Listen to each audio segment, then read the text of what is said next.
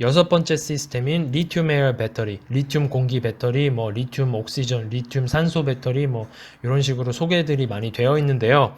요것도 시스템을 보면은 결국 메커니즘은 산화 환원 반응이 들어가 있어야 되는 거예요. 어떻게 됐든.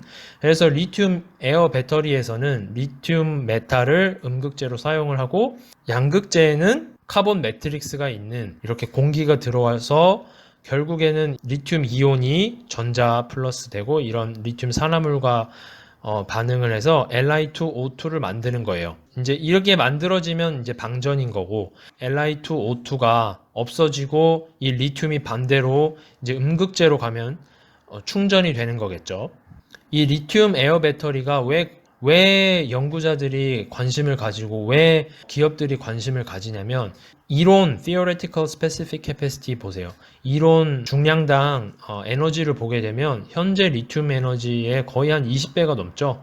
엄청나게 많은 에너지를 저장을 할 수 있기 때문에 관심을 받는 거예요. 그런데 이제 해결해야 될 문제점들이 있겠죠. 그런 것들은 이제 poor rate capability, 그러니까 빠른 충방전이 안 된다는 거예요. 왜 그러냐 하면은 여기 이제 이렇게 방전 배터리를 사용하면서 나오는 이 프로덕트가 Li2O2잖아요. 요게 일렉트로닉 컨덕티비티가 굉장히 안 좋아요. 그렇기 때문에 이거를 이렇게 빨리 만들 수가 없다. 이 전자들이 이렇게 나와서 요 표면에 또 만들어서 새로운 Li2O2가 형성되고 그래야 되는데, 이 전자들이 여기서 이렇게 여기까지 오게 되는 이 경로가 굉장히 오래 걸리는 거죠. 전도도가 높지 않기 때문에. 그리고 high charge over voltage가 있고요. 이 Li2O2는 비가역성이 높기 때문에 이게 별로 안 좋아요. 그리고 이제 이 카본 서포트하고 전해질하고 이게 반응을 해서 분해가 될 수 있다. 이것도 다른 이제 해결해야 될 과제고요. 그 다음에 전고체 배터리에서도 가지고 있는 문제점. 이 리튬 메탈이 덴드라이트를 형성해서 뚫고 이렇게 들어오게 되면은 결국 쇼트가 나서 이제 배터리를 사용할 수 없게 된다라는 거죠.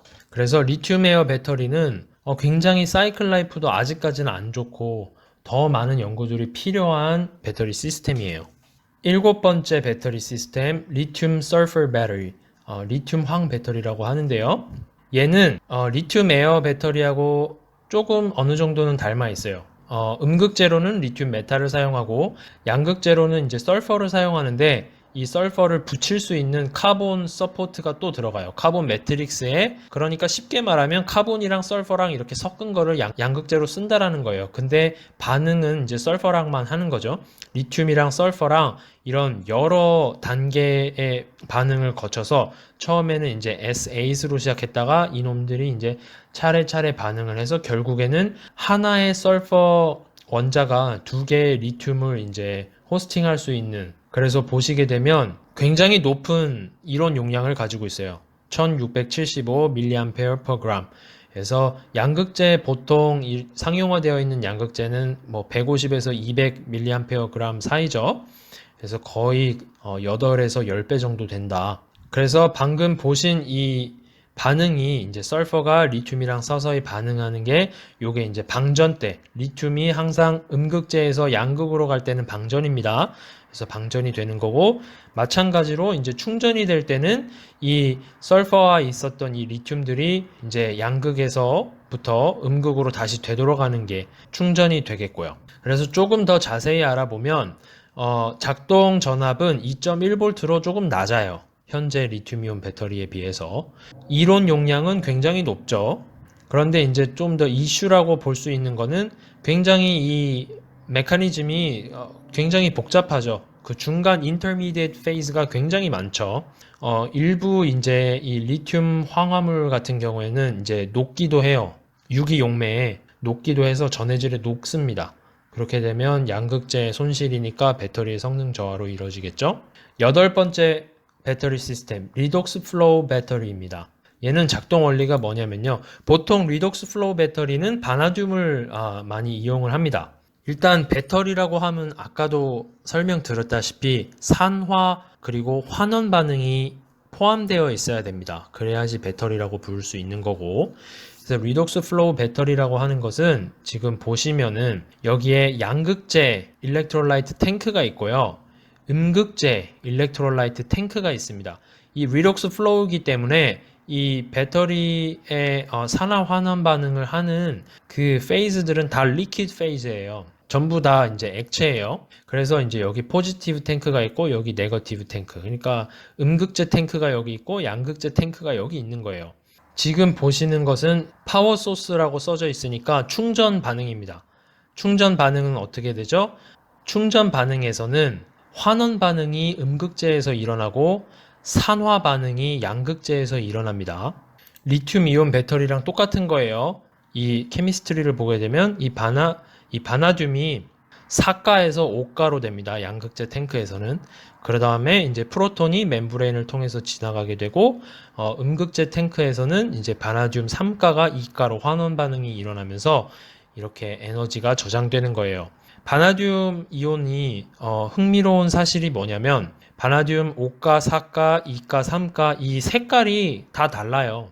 그래서 5가의 경우에는 실제로 노란색이고 4가는 파란색, 그리고 2가는 보라색, 3가는 초록색입니다. 그래서 실제 눈으로도 구별하기도 쉽고 배터리가 계속 충전이 되면은 이 4가 양극재 탱크에서는 4가의 이 파란색 용액이 줄어들고 노란색 용액이 계속 생길 테고 음극재 탱크에서는 이 초록색 용액이 줄어들면서 보라색 용액이 생길 거예요. 이 보라색 용액이 가득 차게 되면 완전 충전됐다는 이야기겠죠. 그래서 이 흐름을 계속 만들어줘야 되기 때문에 리독스 플로우 배터리에서는 이 펌프가 있어요. 이 펌프를 이용해서 얘를 계속 이렇게 흘려줘야 되는 거예요. 그 다음에 이제 방전을 보시면은 방전할 때는 산화 반응이 음극재에서 일어납니다.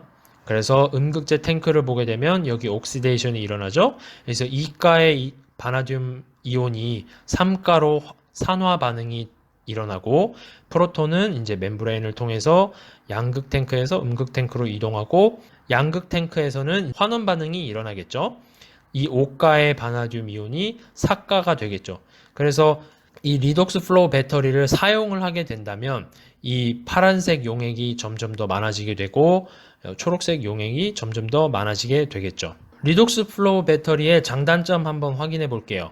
그래서 리독스 플로우 배터리는 가격이 저렴해요. 이 ESS 큰 에너지 용량을 저장하는 시스템으로 봤을 때 리튬 이온 배터리보다는 저렴하겠죠. 그 다음에 롱 사이클 라이프 3만 사이클, 5만 사이클, 뭐 많게는 10만 사이클까지 갈 수 있는 그런 배터리 시스템이고요.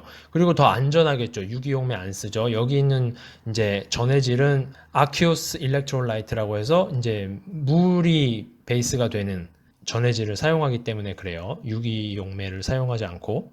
이제 단점으로 보면은 에너지 덴시티는 낮죠. 그러니까 무게 대비 에너지는 낮죠. 그래서 굉장히 스페시픽한 어플리케이션이 필요한 거예요. 그래서 ESS 같은 시스템에서는 사용하기가 딱 좋죠. 스케일도 어느 정도 있어야 되니까. 로우 에피션시가 단점이 될 수 있는데요. 펌프를 써야 되죠. 계속 이 플로우를 만들어야 되니까. 그 다음에 이 플로우가 일정해야 되니까 그 플로우를 컨트롤 해주는 것도 이제 전력 소모가 일어나겠죠. 그래서 그런 에너지를 소모하기 때문에 이제 효율이 리튬이온 배터리보다는 낮겠죠. 그 다음에 electrolyte stability가 이제 단점이 될 수가 있습니다. 그 다음 9번째 배터리 시스템, 그래핀 배터리죠. 요거는 굉장히 매스컴에서 주목을 받고 있는 요 배터리인데요. 뉴스 보게 되면 뭐 삼성 꿈의 배터리 개발, 완전 충전 시간 1시간에서 12분, 뭐 그래핀 배터리, 그래핀 볼 배터리, 뭐 이렇게 얘기 나오는데요. 지금 이 뉴스에서 나오는 그래핀 배터리는 현재 배터리 시스템에서 일반적인 카본 대신에 그래핀을 사용한다는 거예요. 그래서 달라지는 건 없고 실제 양극재 혹은 음극재에서 몇 퍼센트, 2%, 3% 정도를 사용하는 카본 도전 재료, 카본 블랙 대신에 그래핀을 이용해서 충전 시간을 줄이고 뭐 충방전을 빨리 할 수 있다. 요거고요. 양극재, 음극재는 기존의 리튬 이온 배터리를 사용을 하는 겁니다. 그런데 굉장히 흥미로운 연구가 이제 한국에서 진행됐어요. 이 연구 논문을 보게 되면요. 이제 그래핀이 도전 재료로서 사용된 게 아니라 양극재 또는 음극재로서 사용된 배터리예요. 그렇기 때문에 뭐 플렉시블하게 만들 수도 있고 뭐 충방전이 엄청 빠르고 뭐 그렇다는 거예요. 그래서 보게 되면은 실제로 굉장히 파워가 높음에도 에너지 덴시티가 그만 많이 줄어들지 않으면서 이 파워를 굉장히 높게 가져갈 수 있는, 그래서 이쪽에 있을수록 더 좋은 배터리예요. 그래서 지금 이제 매스컴에 알려진 그래핀 배터리하고 지금 이 논문에 소개된 그래핀 배터리하고 성질이 다른 거 이제 알 수 있으시겠죠? 여기에서는 양극재, 음극재, 이 리튬 호스팅을 하는 양극재, 음극재 재료로 사용된 거고, 삼성 그래핀 배터리는 전기 전도도를 높이는데 그래핀을 사용을 한 거죠. 기존의 양극재, 음극재 재료를 사용하면서요. 마지막으로 10번째 슈퍼 캐패시터인데요. 이건 배터리라고 하기에는 조금 그렇지만 차세대 에너지 저장 시스템으로서 중요하기 때문에 설명을 간단하게 드릴게요. 이 슈퍼 캐패시터의 메커니즘을 보게 되면요, 이 반응이 표면에서만 일어나게 됩니다. 에너지를 표면에다가 저장을 할 수가 있어요. 이 반응이 표면에만 일어나기 때문에 배터리 같은 경우에는 이 벌크, 그러니까 안쪽에 있는 것까지 전부 다 리튬이 저장되고 빠져나가고 하면서 이런 에너지 저장을 할 수 있다면, 슈퍼캐패시터는 에너지 저장을 이렇게 표면에서만 할 수가 있어요. 그렇기 때문에 배터리 같은 경우에는 surface area를 보게 되면 1m 제곱 per gram, 이거보다 더 낮은 경우도 있어요. 그런데 이제 슈퍼캐패시터 같은 경우에는 이 surface area가 2000m 제곱 per gram 정도 됩니다. 왜냐하면 표면에서 반응이 일어나기 때문에 그래요. 차세대 에너지 저장 시스템을 크게 이제 네 가지로 나눌 수가 있을 것 같아요. 컨벤셔널 캐패시터, 요런 거는 이제 뭐 1초도 안 되겠죠. 그 다음에 슈퍼 캐패시터는 최대 몇 분까지 사용할 수 있는 거고요. 요런 컨벤셔널 캐패시터나 슈퍼 캐패시터 같은 경우에는 파워가 엄청 세요. 그러니까 한 순식간에 뭐 에너지를 쫙 뽑을 수가 있는 거예요. 이제 배터리 같은 경우에는 뭐 한 10시간 뭐 그 이상 뭐 왔다 갔다 사용하는 거고요.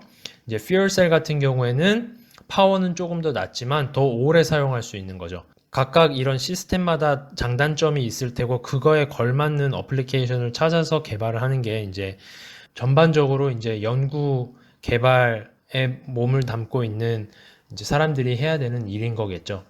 실제로 슈퍼캐패시터 같은 경우에는 가능한 이제 어플리케이션이 트램에 이제 이용을 한다는 건데요. 이제 제가 살고 있는 곳이 유럽이기 때문에 유럽을 예로 들면은 이제 역과 역 사이에는 뭐 한 1, 2분 정도 이제 운행을 하고요.